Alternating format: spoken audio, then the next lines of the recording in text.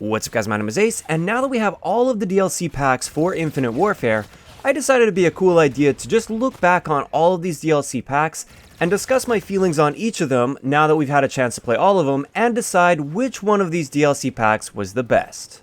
Keep in mind, I'm going to be focusing entirely on multiplayer maps for this particular video. I'm not going to be talking about zombies at all.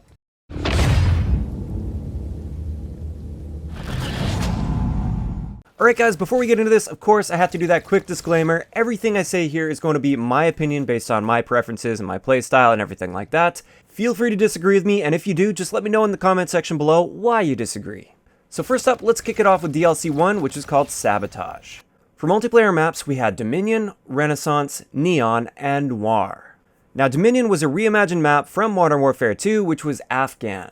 And I gotta say, I thought it actually played decently well with advanced movement. It was also kind of nice to have in this game because it's so unique for Infinite Warfare. It doesn't really play like any of the other maps in this game. It's much more open, it's great for sniping. There aren't a lot of like really amazing sniper maps in Infinite Warfare. I'm not saying you can't snipe on Infinite Warfare maps, but there's not very many that are really designed for sniping. And Dominion really filled this role. Also, just overall, I like what they did aesthetically with this map. As for Renaissance, this is probably my favorite map out of this DLC pack. I really enjoyed how Renaissance played. It kind of reminded me of like a Modern Warfare 3 map, and I just thought it played out quite well. It was a perfect size map. It's not too small, not too big. There's a decent mix of close quarters as well as somewhat like mid to somewhat longer ranges. There was no real long range fights in this map. But for me, I feel like Renaissance played very well for a ton of different game types. As for Neon, I think Neon was the coolest looking map in this map pack. Aesthetically, it was definitely my favorite, but I feel like it was maybe a little bit too big for a lot of 6v6 modes. I feel like the size of this map would be much better suited to ground war, but having said that, it's still very playable on 6v6. It's not like it's a complete ghost town where you have to run around for like minutes at a time to find somebody. It's just maybe a little bit big for my liking for a 6v6 map. And finally for this map pack, we have Noir. And Noir was my least favorite map in this map pack by far. To me, it's a combination of the size, the layout, and also the fact that it's very dark. And a lot of the games that I played on this map really felt like I was playing hide and seek. It felt like I was running around trying to find people, and sometimes it would take quite a long time to find people with 6v6 modes. In addition to this, there's a lot of dark corners, a lot of places people can hide, and I just feel the overall pace and flow of this map just doesn't work in this game, or it's not a very enjoyable pace or flow to be playing with. I like what they did aesthetically. I thought it was kind of cool to do that like futuristic noir sort of feeling, and I think they nailed the theme. It just didn't play well in my opinion. So moving on to DLC 2, this is Continuum, and with this one for multiplayer maps we have Turista, Scrap, Excess, and Archive. Starting it off with Turista, I thought Turista was a pretty good map in this game. It's quite linear.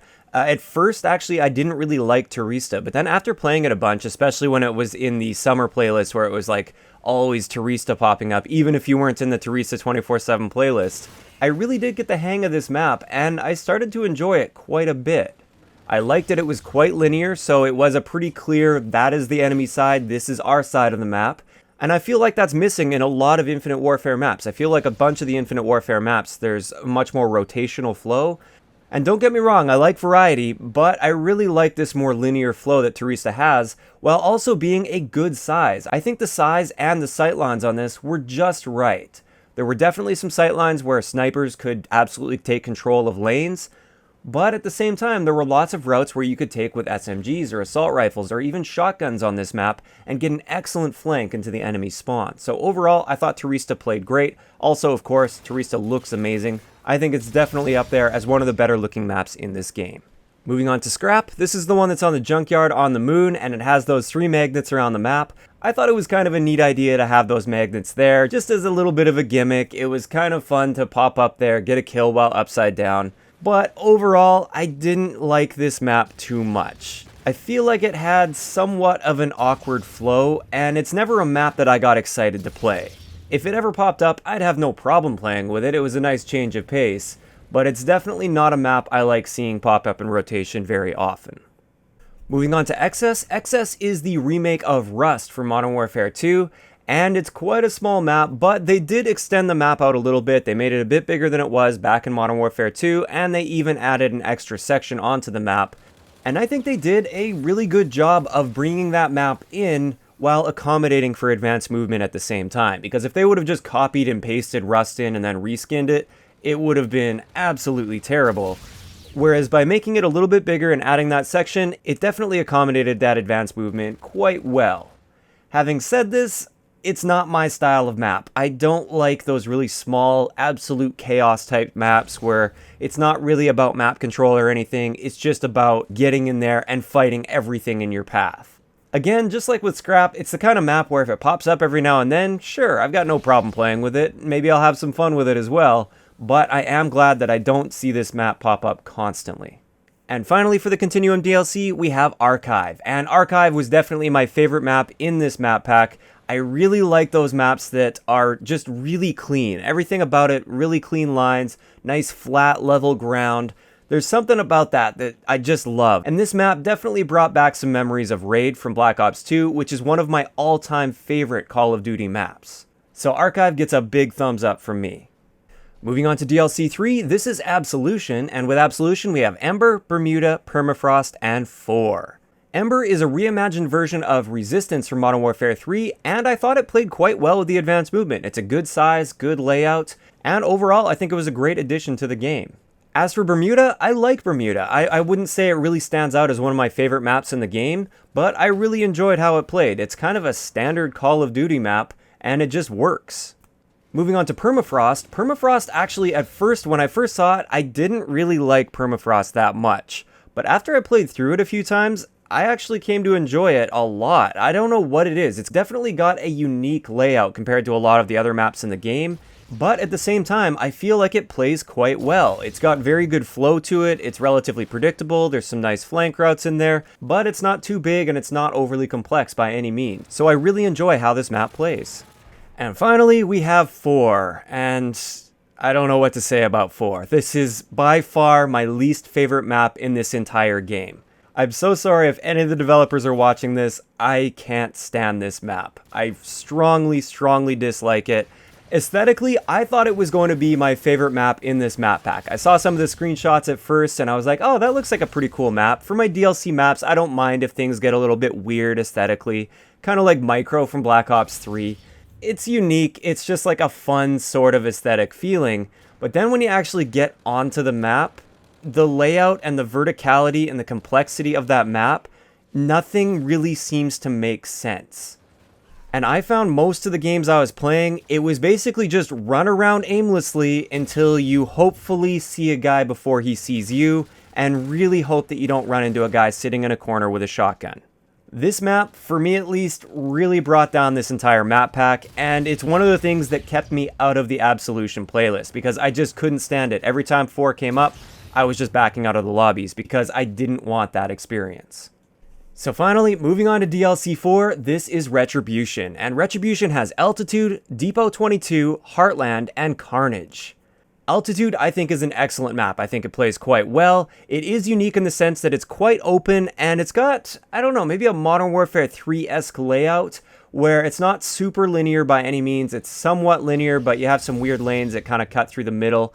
And I feel like this map just plays well for a variety of playstyles. It's definitely more so on the longer range side of things, but you can absolutely navigate this with an SMG and still be successful. Aesthetically, also beautiful, especially the environment surrounding this map. I think it's absolutely gorgeous.